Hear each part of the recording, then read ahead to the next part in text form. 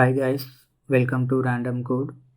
In this video, we are going to see conditions in JavaScript. Before getting started, if you are new to this channel, consider subscribing and click the bell icon. Let's get into the video. I have created a new file named conditions.js. So, not only in JavaScript, in almost all programming languages, conditions are one of the key concepts. Okay, so using these conditions, we can do many things in coding.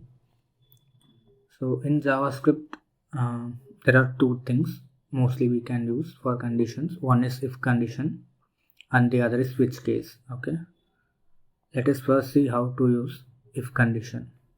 So to use the if condition, we need to specify if keyword first. After that, we need to have a set of parentheses.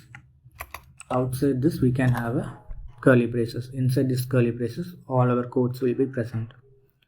So I said we need to check a condition, right? So to check a condition, I am first creating one variable named number. I am just giving it a random value. Here we are going to check whether this number is greater than 100 or not. To check that, we can simply specify number greater than 100. So what it will do is it will check for this number value is greater than 100 or not. If it is greater than 100, then the codes present inside this if condition will execute. Otherwise, it won't run. Let me show it to you.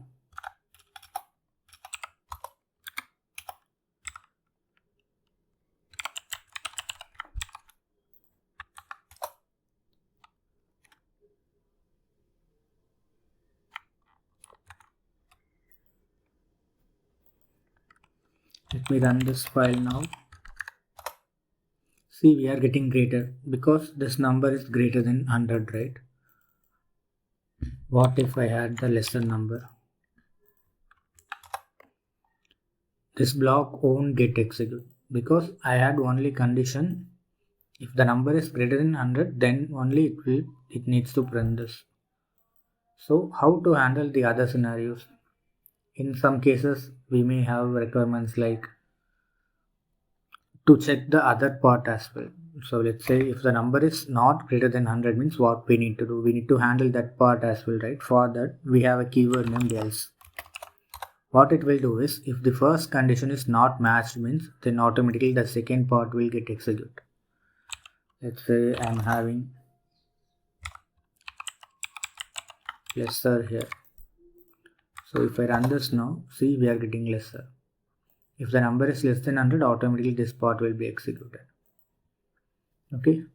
Now we are getting a complex requirement. Let's assume we need to check if the number is greater than 100 or if the number is in between 50 and 100 or the other conditions. Okay. So in this case, what we can do is after this if condition, we can simply have else if.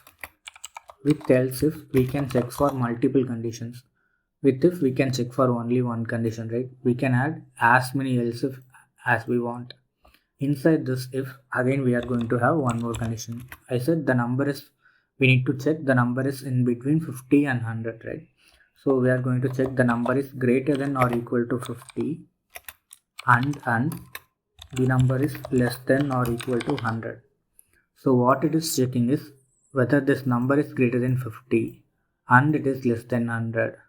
This and what it does is it needs to evaluate these two separately. If these two are true, then this whole statement will become true. That is what and is doing. Let's say if I put or instead of and, what it will check is like if any one of this is true, then the code inside this will get executed. But with and, it wants both operands left and right side to be true. Then only this portion will get executed. So let's say in between 50 and 100. See, we are getting this in between 50 and 100. If I have number greater than 100, then it is going to be greater. If it is less than 50, then it is going to be lesser. So this is how we use if, else if and else condition. So I hope you got the concept.